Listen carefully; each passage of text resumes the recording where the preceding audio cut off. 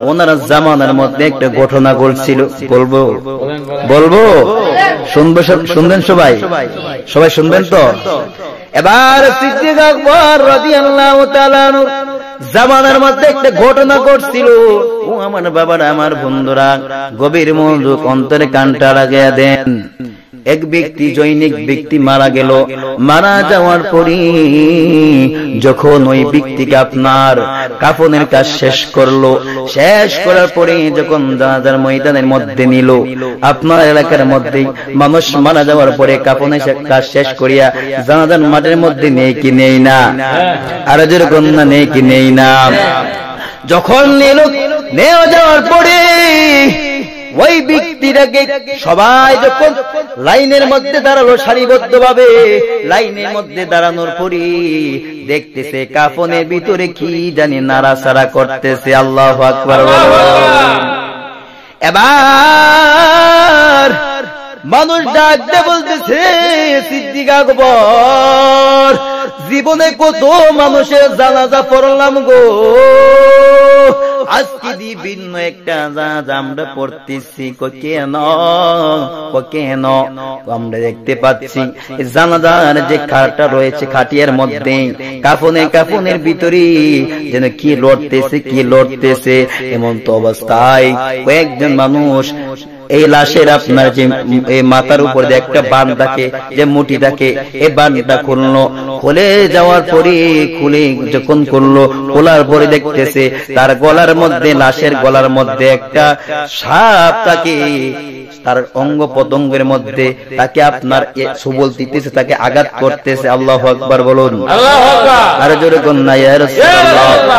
এবার মানুষ বাড়ি থেকে লাঠি নিয়ে আসলো, ফল নিয়ে আসলো এই সাপকে মারার জন্য। এই সাপ আল্লাহর সঙ্গে প্রেমের কালেকশন লাগায়া দিল। আল্লাহকে ডাক দিয়ে বলতেছে, আল্লাহ গো, মানুষ তো আমাকে মেরে ফেলার জন্য আসছে, তুমি আমার জবানটা খুলে দাও, আমি তোমার বান্দাদের সঙ্গে আমি কিছু কথা বলবো। আরে জোরে কন্যা ইয়া রাসূলুল্লাহ। মরণের চিঠি যখন আসবে আমার, কালিমার তালকিন দিও বারে বার। মরণের চিঠি যখন আসবে আমার, কালিমার তালকিন দিও বারে বার।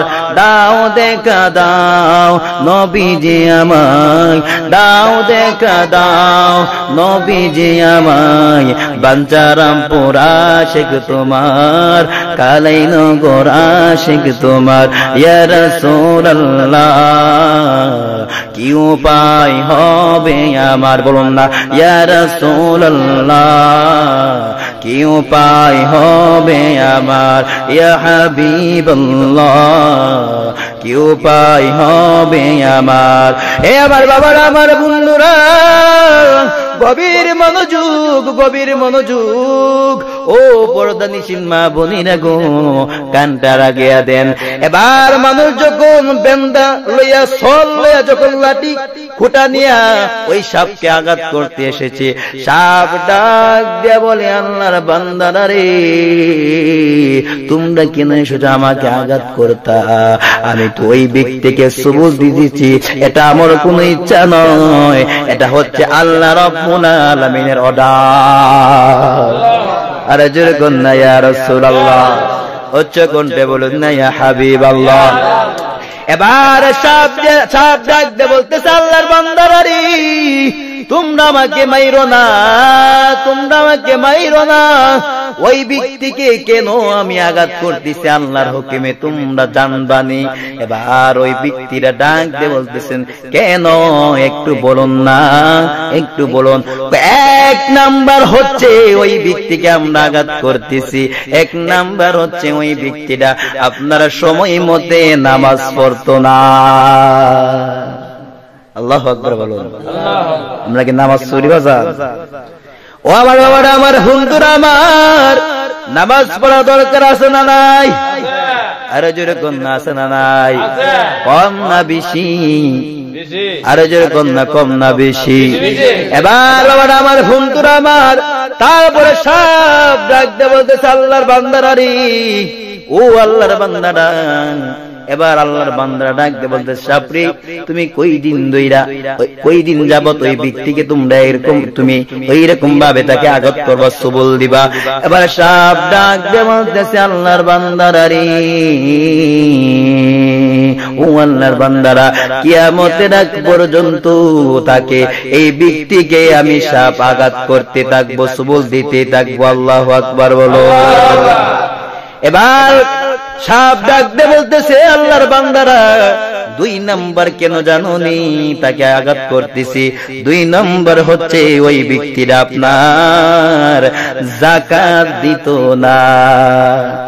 সমাজের মধ্যে দেখবেন অনেক ধনবান ব্যক্তি, অনেক শিল্পপতি, লক্ষ লক্ষ কোটি টাকার মালিক, কিন্তু টাকার যাকাত দেয় না। ঠিক না বে ঠিক? আরে যেরকম না, ঠিক না বে ঠিক?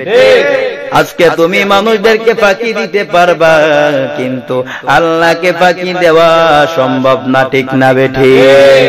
দুনিয়ার মানুষদেরকে তুমি ফাঁকি দিতে পারবা, সই নই বুঝাইতে পারবা, কিন্তু আল্লাহকে বোঝানো যাবে?